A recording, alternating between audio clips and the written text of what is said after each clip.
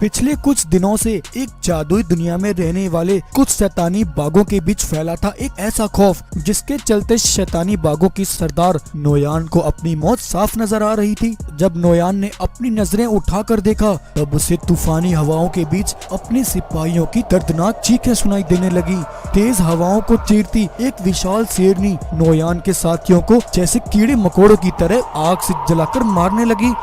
देखते ही देखते नोयान की जमीन अपने सिपाहियों की लाशों से ढक जाती है। उस विशाल शेरनी का गुस्साया रूप देखकर नोयान के पैरों तले जमीन डगमगाने लगी। लेकिन अब सवाल ये है, आखिर कौन है ये विशाल शेरनी जो आज नोयान पर इस तरह कहर बनकर टूटी है। दरअसल आज जिस विशाल शेरनी को आप इस तरह देख रहे हैं वो पहले ऐसी नहीं थी।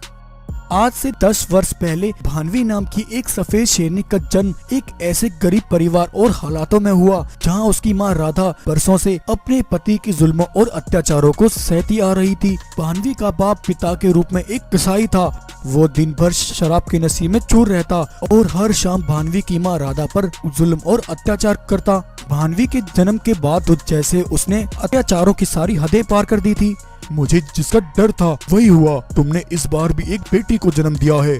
न जाने मैंने कौन सी मनुष्य घड़ी में तुम्हारे साथ शादी की। इतने सालों में मुझे आज तक एक बेटा नसीब नहीं हुआ। तुम्हारी इस बेटी का मैं क्या करूँगा, ये मेरे किसी काम की नहीं है। ये कहकर भानवी का पिता एक दिन जबरदस्ती उसे राधा से छीनकर अपने साथ ले जाता है और शराब के नशे में उसे जंगल के एक बदनाम खंडर में डाल देता है और वहाँ से चला जाता है। जब राधा को ये पता लगा कि उसका पति उसकी बेटी को दूसरे जंगल छोड़ आया है तब राधा को बहुत दुख होता है। ये तुमने क्या किया? तुम मेरी मासूम बच्ची को कहाँ छोड़कर आ गए? मुझे मेरी बेटी चाहिए, मैं उसके बिना नहीं रह सकती।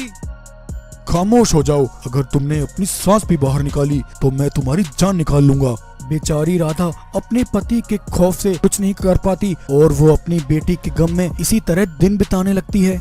लेकिन वहीं जिस कुएं में भानवी के पिता ने अपनी बेटी को फेंका था वो एक जादुई कुआं था। उसकी दूसरी तरफ एक शैतानी दुनिया थी जहां कुछ शैतानी जादुई बाग रहा करते थे। भूख और प्यास से बिलखती भानवी जोर जोर से रोने लगती है। उसके रोने की आवाज जब शैतानी बागों ने सुनी वो सब उसके पास गए। उस नन्ही सफेद शेरनी को देखकर शैतानी बाग सिपाही उसे लेकर अपने सरदार नोयान के पास गए। सरदार, ये शेरनी हमें पास के कुएं से मिली है, अब हम इसका क्या करें? हा हा हा हा हा हा हा। सिपाहियों, लगता है ये शैतानों के देवता का हमारी ओर एक इशारा है। वो हमसे एक बलि चाहते हैं। आने वाली अमावस्या के दिन हम इस शेरनी की बलि देकर अपने अंदर और ज्यादा शक्तियाँ इकट्ठा करेंगे। वहीं उन शैतानी बागों की ये सारी बातें एक जादुई शेरनी सुन रही थी जो अक्सर वहाँ आया करती थी। अमावस्या के दिन जब नोयान के सिपाही उस नन्ही शेरनी को बलि देने लेकर आते हैं तब आसमान से वह जादुई शेरनी आकर भानवी को बचाकर उसे अपने साथ ले जाती है। नोयान के सिपाही जादुई शेरनी का पीछा करते हैं लेकिन कुछ दूर जाकर वे सभी वहीं रुक जाते हैं। नोयान ये देखकर बहुत गुस्से में आ जाता है। सिपाहियों, डरती लोग जाकर वहाँ का चप्पा चप्पा छान मारो। मुझे किसी भी कीमत पर वो सफेद शेरनी चाहिए और अगर तुम्हें वो जादुई शेरनी मिले तो उसे भी खत्म कर देना। वहीं दूसरी तरफ जादुई शेरनी भानवी को लेकर अपने जंगल आ जाती है। ये बच्ची तो बहुत प्यारी है। अगर मैं आज सही समय पर वहाँ न पहुँचती तो वो जालिम बाग तो इसे मार ही डालते। बेटी, तुम चिंता मत करो, अब से तुम मेरे साथ रहोगी। ऐसा कहकर वह जादुई शेरनी भानवी को अपने पास रखकर उसका पालन पोषण करने लगती है। जादुई शेरनी कहती है, इसे पढ़ाना बहुत जरूरी है, लेकिन मैं इसे पढ़ने के लिए स्कूल नहीं भेज सकती क्योंकि अगर मैं इसे वहाँ भेजूंगी तो वो शैतानी बाग इसे फिर से उठाकर ले जाएंगे। तब ये सोचकर जादुई शेरनी भानवी को घर पर ही पढ़ाने लगती है। जो शिक्षा स्कूलों में मिलती है वो उसे वहीं देने लगती है। अब धीरे धीरे ऐसे ही समय बीतता है और भानवी अब 10 वर्ष की हो जाती है।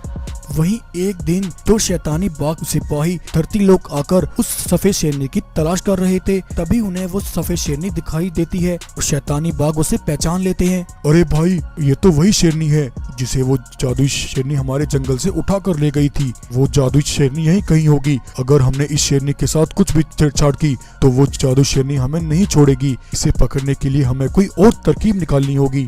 हाँ भाई, चिंता मत करो, इस शेरनी को यहाँ से निकालने का मेरे पास एक तरीका है। तब वे दोनों शैतानी बाग सिपाही भानवी के पास आकर उससे कहते हैं, सुनो सफेद शेरनी, तुम यहाँ जिस जादुई शेरनी के साथ रह रही हो वो असल में तुम्हारी माँ नहीं है, वो तुम्हें यहाँ जबरदस्ती उठा कर लाई है। तुम्हारे असली माता पिता तो कोई और हैं और हम उनका पता जानते हैं।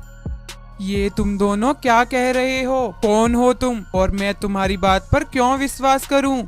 हाँ शेरनी, हम सच कह रहे हैं। अगर तुम्हें हमारी बात पर विश्वास नहीं तो तुम खुद चलकर उस शेरनी से पूछ लो।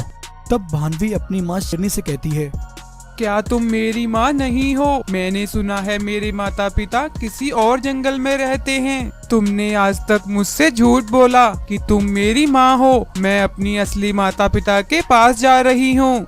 इतना कहकर भानवी वहाँ से चली जाती है।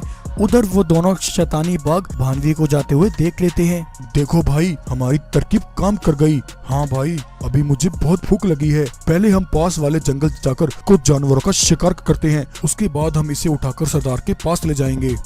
तब दोनों शैतानी बाग जंगल पास के जंगल आकर कुछ जानवरों का शिकार कर लेते हैं। उन्हें ऐसा करते भानवी के माता पिता देख लेते हैं। शैतानी बाग उस शेर शेरनी को देखकर उन्हें बंदी बना लेते हैं और उन्हें अपने साथ ले जाते हैं। वहीं आज जब भानवी सालों बाद अपने असली माता पिता से मिलने उनके जंगल आती है, भानवी कुछ जानवरों से अपने माता पिता का पता पूछती है। तब उसे जानवरों से पता लगता है कि उसके असली माता पिता को शैतानी दुनिया के बाग उठाकर अपने साथ ले गए हैं। ये सुनकर भानवी अपने माता पिता के लिए बहुत परेशान हो जाती है। तभी उसके मन में उस जादुई शेरनी का ख्याल आता है। भानवी उसके पास जाती है।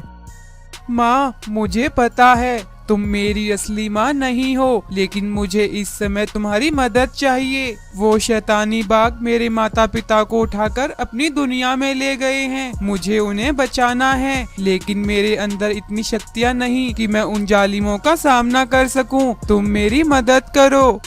तब जादुई शेरनी भानवी को अपनी कुछ शक्तियां देती है। भानवी अपनी माँ जादुई शेरनी से शक्तियां पाकर एक विशाल रूप ले लेती है और उन शैतानी बागों की तरफ निकलती है। और आज इस तरह भानवी एक विशाल रूप लेकर उन शैतानी बागों से अपने माता पिता को आजाद कराने आई थी। और इस तरह आज उसने नोयान के जंगल आकर सब तबाह कर दिया। नोयान के सारे सिपाहियों को मारकर भानवी नोयान तक पहुंची।